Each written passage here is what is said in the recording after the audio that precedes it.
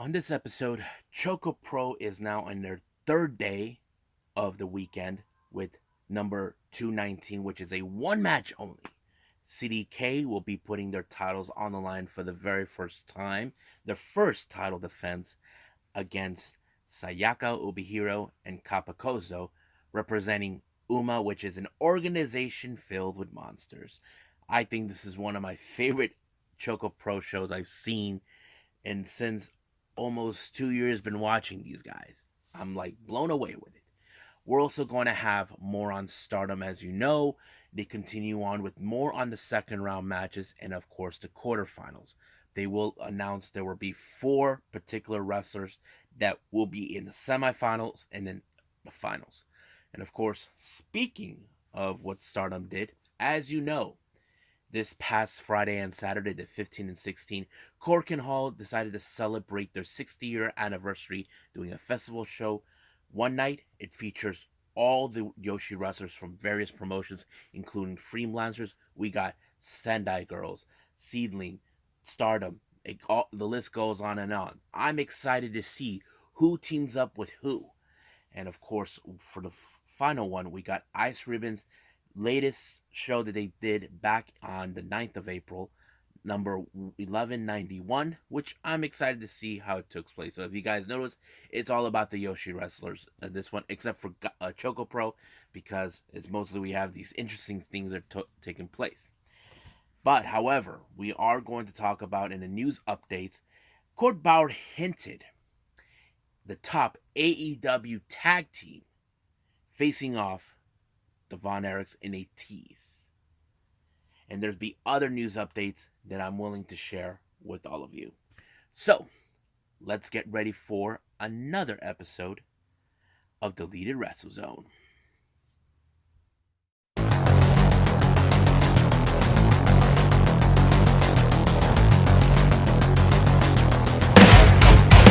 Are you ready? Get up, get up! Get up, get up! Get up, get up! Get up, get up! Get up, get up! Get up, get up!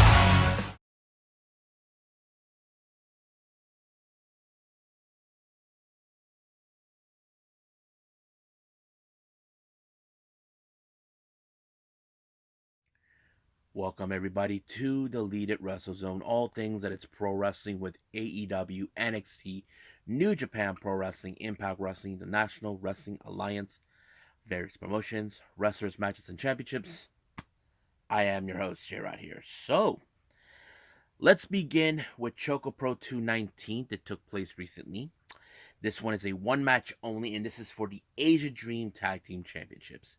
We have, of course, CDK, consistent of Masahiro Takanashi and Chris Brooks, defending these titles for the first time, which is their first title defense, taking on, of course, Kapakozo and Sayaka Ubihiro. Now, how did this whole mess happen? Now, let's talk about this how it happened. As you know, recently, for the last few months, for 6 months, um, Kappa was viciously attacking Sayaka Ubihiro on many occasions. They had many matches, tag team, singles competitions, or whatever it was. But the last match they fight each other, apparently Sayaka decided to join him.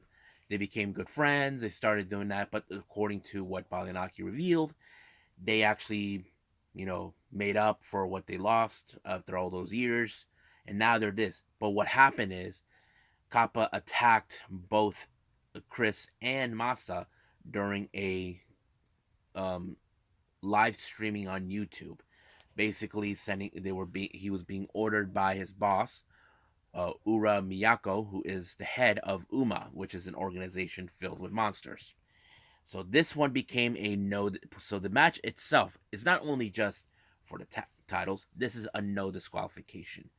Now, as always, Kappa and Sayaka always do these sneak attacks to attack her opponents, which worked. But at some point, when CDK thought they had everything under their control, another monster shows up. This time, the first one to show up is Super Kappa, which is Kazukozo's brother, much bigger individual. I thought that was so fun. They even chop him. And then when things were going their way again, where they think they had everything under control, another monster. They call him the Rubber Man, I think. That's what they call him. He's made out of rubber, and they were able to defeat him. So basically, it became like a 4-on-2 type of scenario. And at some point, they overturned the match once again by as you know, Kappa likes as you know the opponents like to put their underneath the mat. They accidentally got Sayaka, and when they did that, they actually posted another person. They tried to CDK tried to, in fact, they even got help from Antonio Honda, but they kicked his butt. Basically, did not help. So, but Tiger Jeet something, I forgot his name, shows up and gives another helping hand by beating both CDK single handedly. But he was thrown out of the ring. But when Sayaka thought she was almost done for, an old friend of hers reappeared. Someone she knows. And this is their secret weapon. He calls himself Deathworm.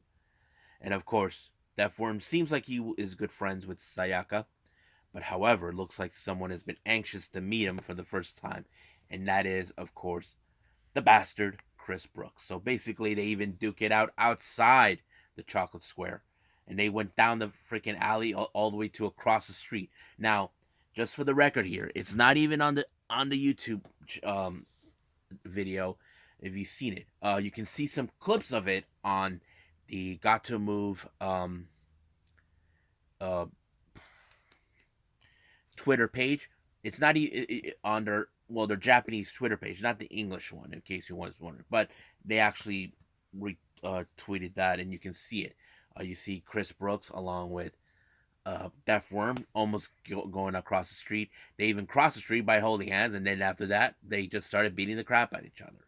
But meanwhile, in the back, um, Masa was all alone, being attacked by both Kappas, the Rubberman, and Sayaka. Things seems like they had everything under control, but Chris somehow was able to divert his attention back to the match, knowing that the titles were on the line. But where was that for him? That's a good question. We haven't seen him then, but they were able to isolate every last monster they can get their hands on. They even tied up the Rubberman. They even killed Super Kappa. but Deathworm was able to get in time to save Sayaka almost being finished off by CDK. But however, they were trying to CDK tried to finish off Deathworm, but Sayaka defended him. But Chris Brooks squashed his brain, killing him. Of course, it broke Sayaka's heart, knowing what happened. But the Jonkin tournament was interesting. As you know, they won the match, but the Jonkin was began. Only four people were involved: CDK and of course Uma.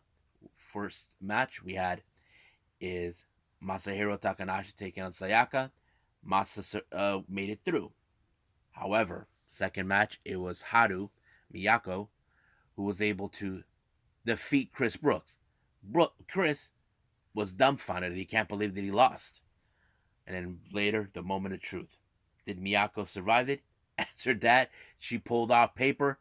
Masa pulled out rock. So rock wrapped paper, and she won the chocolate. Sayaka got it for her. However, Miyako decided to give it to her since she earned it, knowing that she did her best to win the match. And as soon as they were all celebrating, he's back from the dead. Deathworm. He's back. I think everybody are in love with Deathworm. I don't know why. It's like, okay, he's deaf, he's a worm, but what makes him special? We don't know. I think it's kind of interesting these type of characters you don't see anywhere else but in ChocoPro. But it's kind of cool. But if you guys ever get to see that, it's pretty fun. I think you get a kick out of it. So I think that's pretty much it what we got with ChocoPro, and I believe it's time to do Stardom in Korakuen Hall.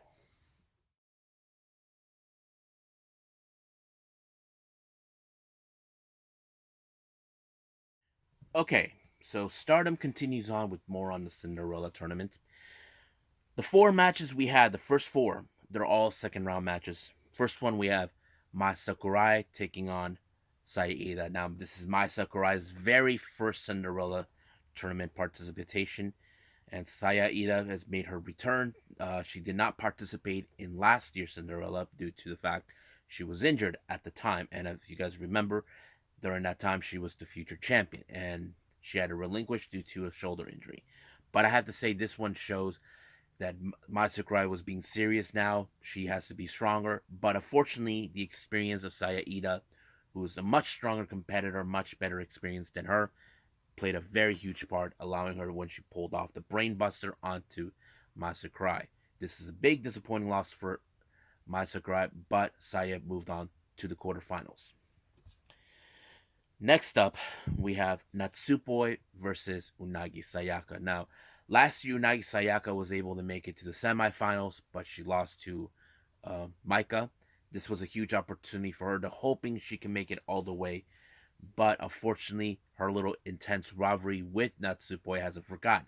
Last time on Sayaka's birthday, they ended up in a double countout, all thanks to some dirty tricks from both sides. But this time, the ref was 100% prepared what they were up to. So basically, it did not work. But it was the fairy tale, the fairy whatever move she pulls off to Onagi, allowed her to win the match. But as you know, later on this month, Natsupoi will put the artist belts with allow Maika and Himeka on the line against the opponents that they beat them from. Now keep in mind, Natsupoi, her biggest goal is to become the white belt champion. She already preceded at least twice. One with Tam Nakano, the other with Sayaka Mitani. That is her next goal. But the real question is, will she lose the artist belts to the Cosmic Angels, allowing them to become once again artist champions, or they will remain? We don't know yet. We'll see what that happens. Now, our next one. This is Koguma versus Julia. Now, keep in mind, Julia's biggest goal is to become the red belt champion. There's no point for her to become white belt champion again.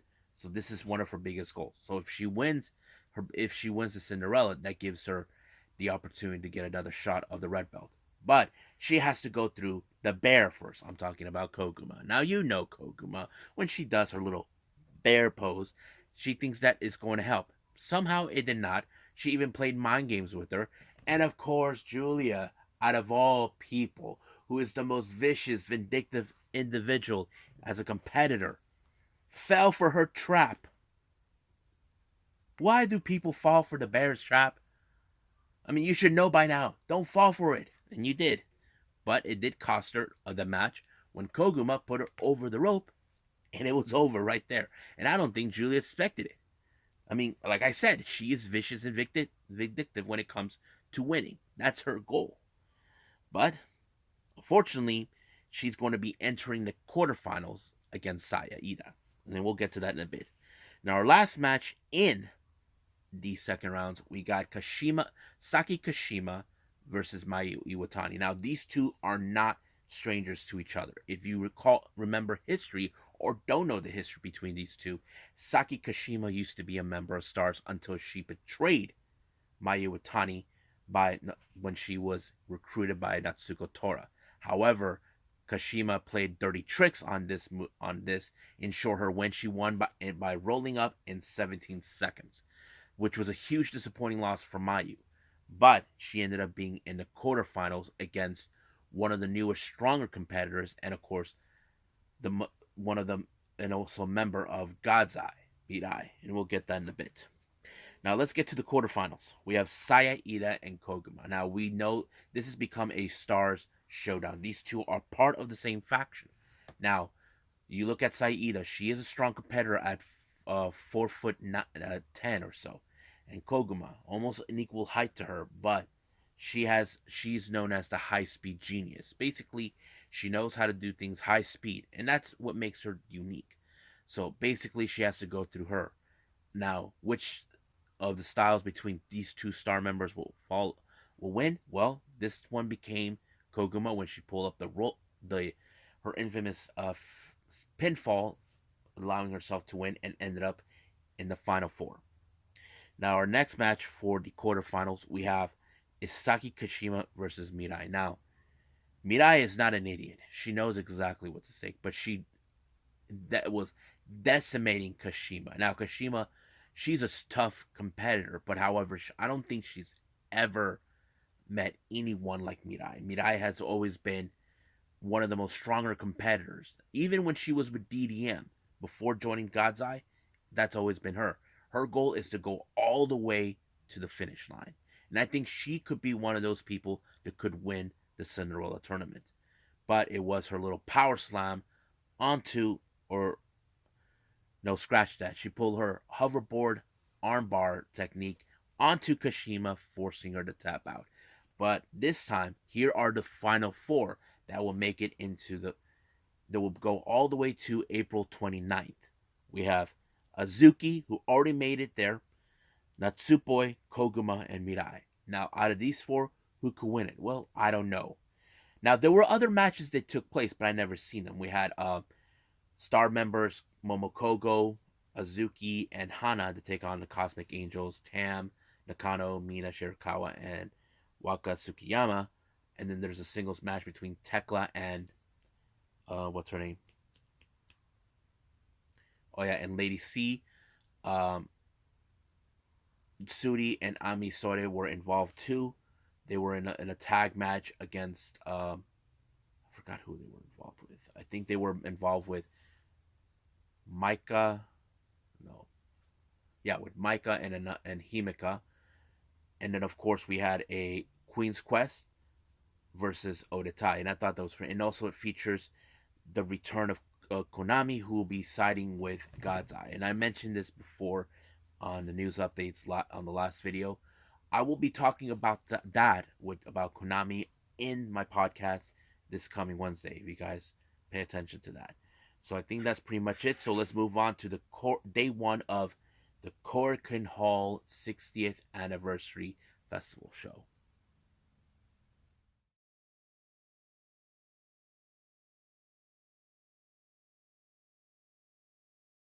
Okay, so if you guys are Japanese wrestling fans, then you know there is one famous venue in Tokyo, Japan that every wrestling fan down there knows about. I'm talking about the infamous Korakuen Hall, celebrating their 60-year anniversary since they've been operational.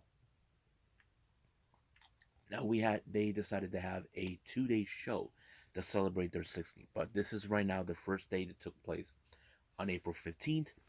Um, it's called the Joshi Pro Wrestling Dreams Festival. Basically, you're gonna get Joshi wrestlers from Stardom, Sand Girl, Ceiling, Ice Ribbon, Diana, Marvelous, and possibly freelancers.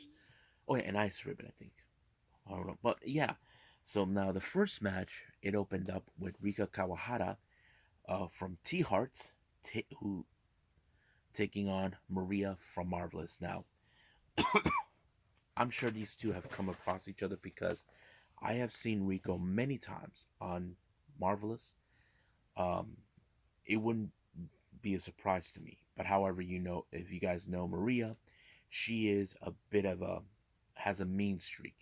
She pretends that she thinks she's better than everybody, not to mention her deep hatred towards the Cosmic Angels on various occasions. But in this particular case, she's trying to prove that she's the dominant force here. But submission after submission, pinfall after pinfall, nothing seemed to work. They know they want to put each other away, but unfortunately, it ended up in a time limit draw. So I'm sure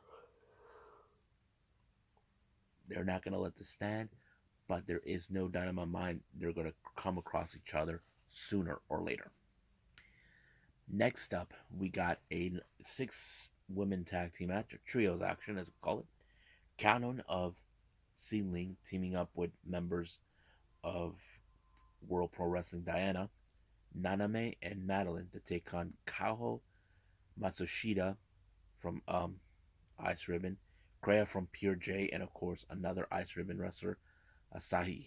Now this is a pretty interesting match because um,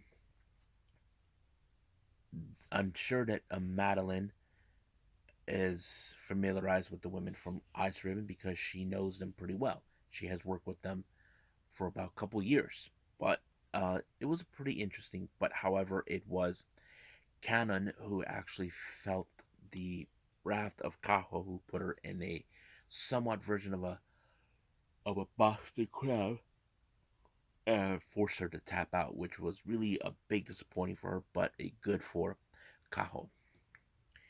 Next up, we got a very interesting match. We got Ibiku's Me. I think she's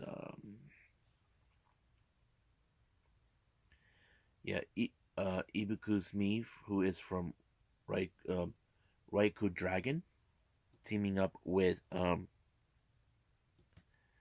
Sakura Hito, who is um, from Pro Wrestling Wave, and then of course we have um, Yuki Mizuzaki. I think she's from Wave. Yeah, another from Pro Wave to take on, of course, uh, Yuki Mashino from Ice Ribbon, Coyote Yonayame. You may know her from um, YMC, and then of course Toko Watanabe.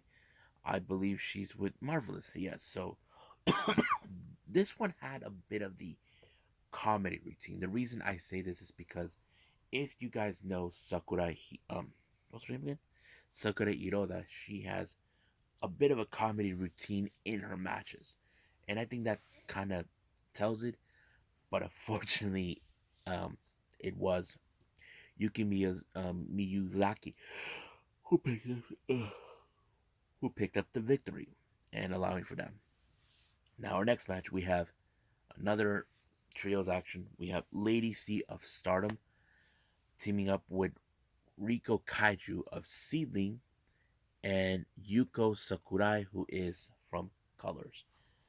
Their opponents are none other than Chi Ozari from Pure J, Manane, I think she is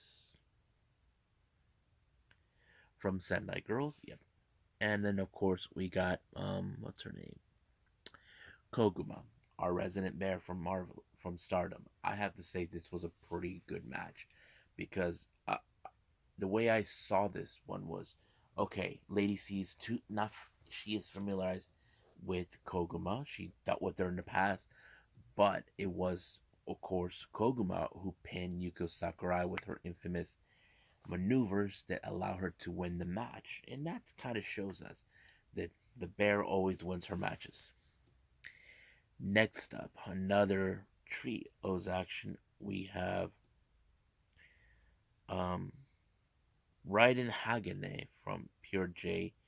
She teams up with Ayako Sato from Diana and Akino from Oz Academy. Oh, yeah, I forgot about that name, Oz Academy. Their opponents is Leon from Pure J, Sonoka Kato. I believe she is from Oz Academy, and then of course Kyoko Inoi, who is the founder of Diana. It was a very interesting matchup. There are some powerhouses that in equal sizes, but it was in this particular match that it was Kato who actually picked up the victory for her team when she pinned Akino. Excuse me, but yeah. Our next up, we have tag team action. We got Aya Hazan from Marvelous and Yukira Oka from Sendai Girls to take on Best Friends. Not the Best Friends from AEW, Best Friends. We got Sukaza Fujimoto of Ice Ribbon and Arisa Nakajima from Ceiling. Now, you probably say, really? These two are tag team? Despite the fact they are from different promotions? Yes. Fujimoto makes her appearances in Seedling. She's not a full time member. But yeah.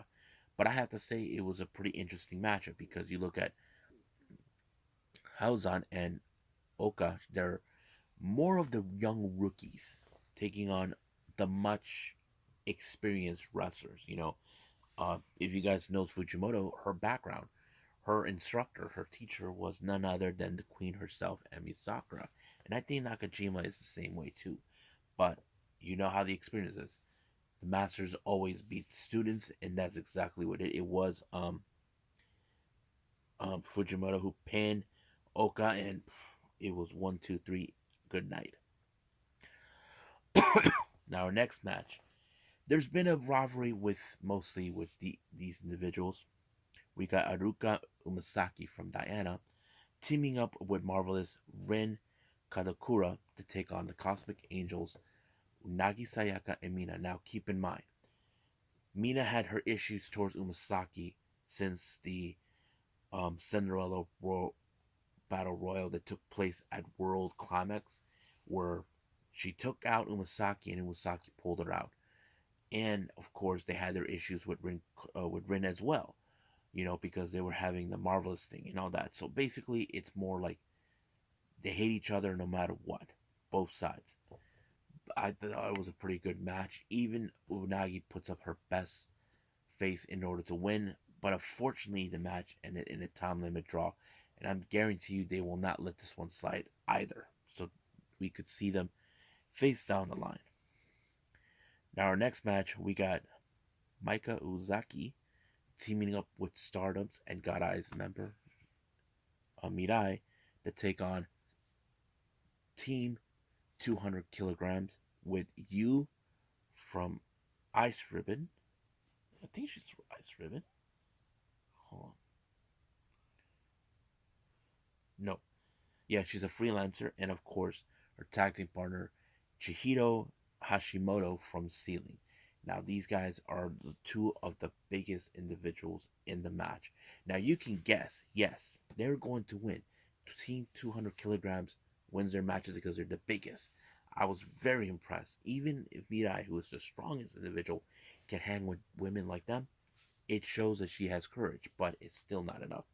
But it was Team 200 kilograms that walked out as the victor. But however, Hashimoto has her sights set on one person. Sudi, I wouldn't be surprised if those two come across each other down the line. Now, main event, we have Saki from Colors teaming up with Takumi Iroha from Marvelous and Nagisa Nogasaki from Wave to take on Starlight Kid from Stardom and to take with and teaming up with the members of Oz Academy, Miyuki, um, Maya Yuhiki, and Mayumi Osaki. Now, as you guys know, these two are the both Miyuki and Ozaki are the heels, and so is Kid. But however, the outside interference coming from both teams gave them a helping hand. Not only that, Mayumi Ozaki spit red mist onto the face of Starlight Kid, allowing for uh, uh no red mist onto Saki, allowing for Starlight Kid to apply the Spanish Fly to win the match. And I'm sure this is not gonna go easy, but it was a pretty good one. What did I thought about the show? It was pretty good. The only thing that it did not have is Tokyo Pro Wrestling. The girls from Just Tap Out, or I forgot who else is gonna be there. Oh yeah, Got to Move. It was really strange that they're not there, but I'm sure we'll see them at some another time. But it was great. I enjoyed it. It was pretty fresh. Hopefully, I get to see the next one with New Japan's and All Japan. But right now, I believe we should do the last review. It's going to be Ice Ribbon with 1191.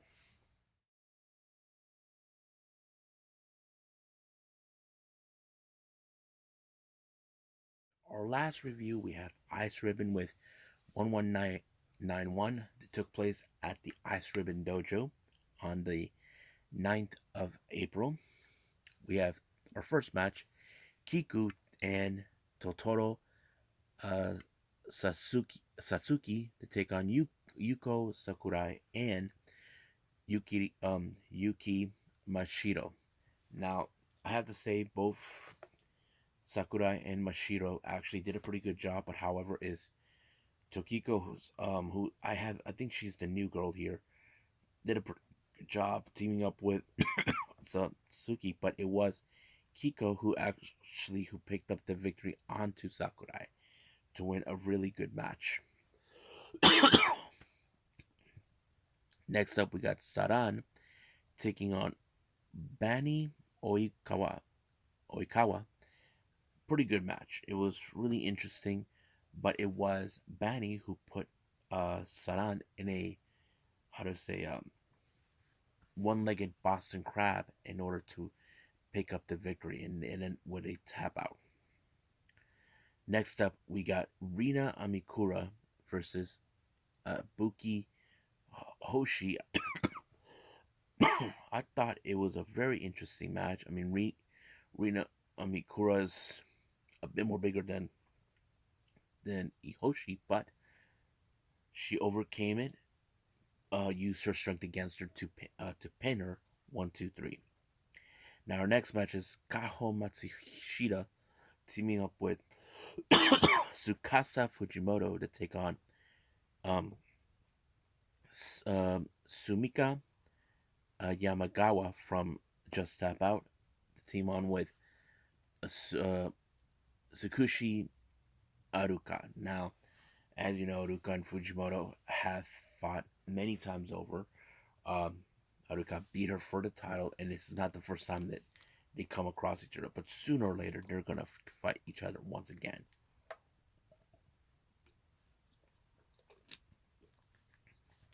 But if, they both have like almost similar attitudes, like they want to destroy one another. But however, it was Matsushita who pinned Yamagawa, who in the middle of the ring to win the match. So I thought it was a very decent show, despite the fact it's not like one of their biggest shows. But yeah, so I had to put this one because it was very instant. But it was a lot of fun. I enjoyed it, but not the biggest show ever. But I know they'll do better at some point. So I believe it's time to do some news updates.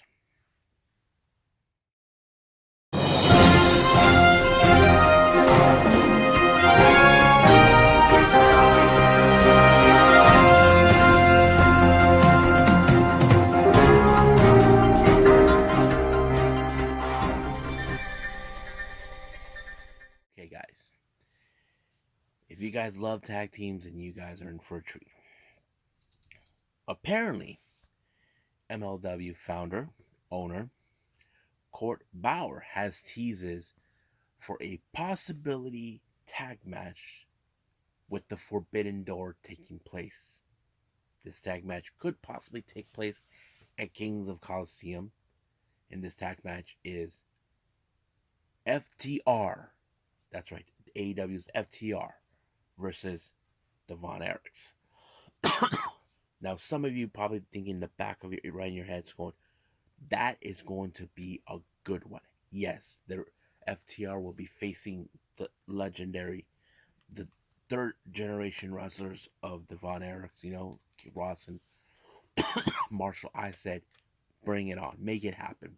You know. Now you ask yourselves, how could Court Bauer thought of this idea? Well, according to what it was told, Dax Harwood mentioned him saying, "I heard that there's these Von Erichs." So I think he's more curious because Ross and Marshall are the son of Kevin Morton. I mean Kevin Von Erich, and I think that's what makes them legendary. And I think that's a good challenge for them to face. Um, I'm sure that this is going to happen sooner or later, but we don't know when.